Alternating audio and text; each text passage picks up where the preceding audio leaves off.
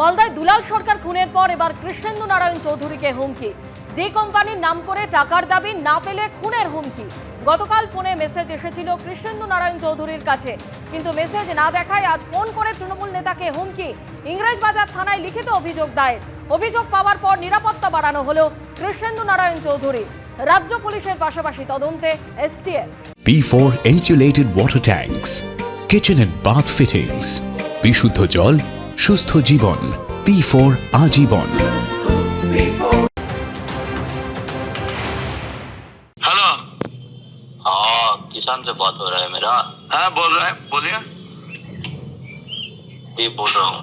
हाँ, कौन बोल रहा है? प्रदीप। प्रदीप। प्रदीप? कौन प्रदीप? ये कंपनी से प्रदीप बोल रहा हूँ। कौन कंपनी? ये कंपनी को मैसेज दिया है, मैसेज नहीं देखा अभी तक। क्या बात में मैसेज दिया? हेलो। मुद्दा बात बोल रहा हूँ आपको। हाँ, बोलिए, आपको क्या हुआ? इसलिए भेजना पड़ेगा। किसको भेजना पड़ेगा? आपको? हाँ, पूछ लेना क्या होगा। ठीक है। कहाँ से बोल रहे हैं? रेडी रहना। हाँ? रेडी रहना, कल सुबह रेडी रहना। आप आगे आइए ना, आइए बात कीजिए। ठीक है। কৃষ্ণেন্দু নারায়ণ চৌধুরীকে হুমকির ঘটনায় ৩ জন আটক হয়েছে। ডি কোম্পানির নাম করে প্রথমে মেসেজ করে টাকার দাবি করা হয়, না পেলে খুনের হুমকি দেওয়া হয়। সেই মেসেজ না দেখায় এরপর তাকে ফোন করা হয়, ফোন করে একইভাবে খুনের হুমকি দেওয়া হয়। আর সেই ঘটনার পর পুলিশের কাছে অভিযোগ দায়ের করেন কৃষ্ণেন্দু নারায়ণ চৌধুরী। পুলিশ তদন্ত শুরু করে ৩ জনকে আটক করেছে। করুণাময় সিংহ আমাদের সঙ্গে এই মুহূর্তে টেলিফোনে রয়েছে। করুণাময়, কি খবর রয়েছে? দেখো, এই ঘটনায় কৃষ্ণেন্দু নারায়ণ চৌধুরীকে হুমকির ঘটনায় যেটা পুলিশ সূত্রে জানা যাচ্ছে, ৩ জনকে ইতিমধ্যে আটক করা হয়েছে। কালিয়াচক থেকে কালিয়াচক থানার পুলিশ আটক করেছে এবং তাকে জিজ্ঞাসাবাদ করছে। তোমাকে বলে রাখি যে কৃষ্ণেন্দু নারায়ণ চৌধুরী, যে ইংরেজবাজার পৌরসভার চেয়ারম্যান, তাকে ফোন করে হুমকি দেওয়া হয়, ২০ লক্ষ টাকা দাবি করা হয় এবং সেই টাকা না দিলে তাকে এবং তার পরিবারকে খুন করা হবে বলে হুমকি দেওয়া হয়েছিল এবং ডি কোম্পানির নাম করে হুমকি দেওয়া হয়।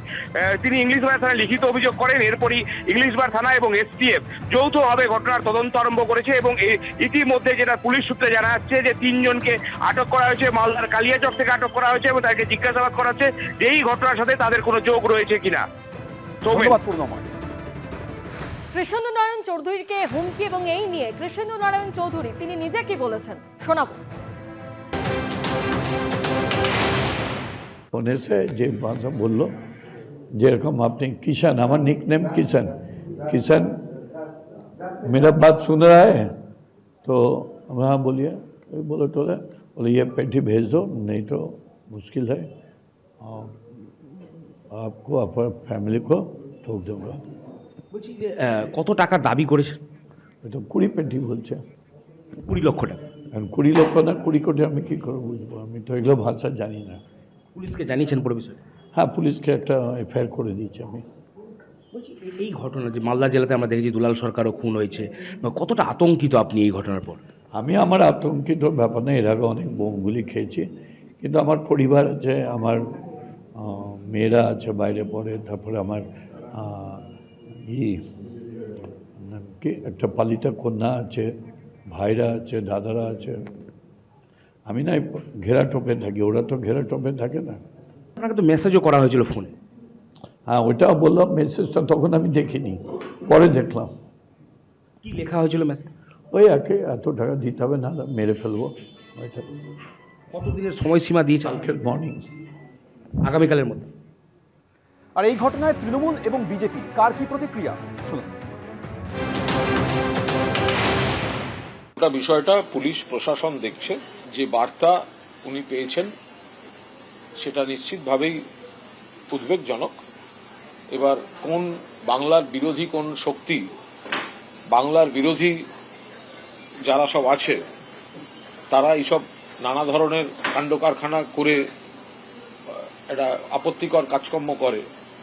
এখন তৃণমূলের পরিচিত নেতাকে টার্গেট করে এই ধরনের কাণ্ড কারখানা করেছে। পুলিশ প্রশাসন যা যা করার করছেন তারা দেখছে।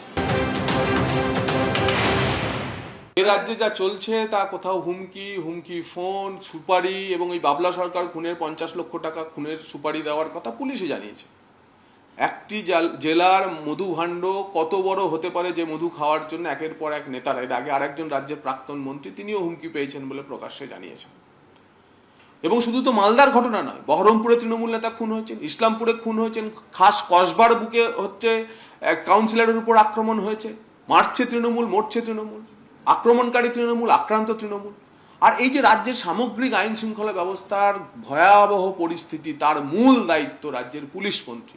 সেজন্য আমরা বারবার বলি যে দাবি একটাই, পদত্যাগ, পুলিশ মন্ত্রীর পদত্যাগ।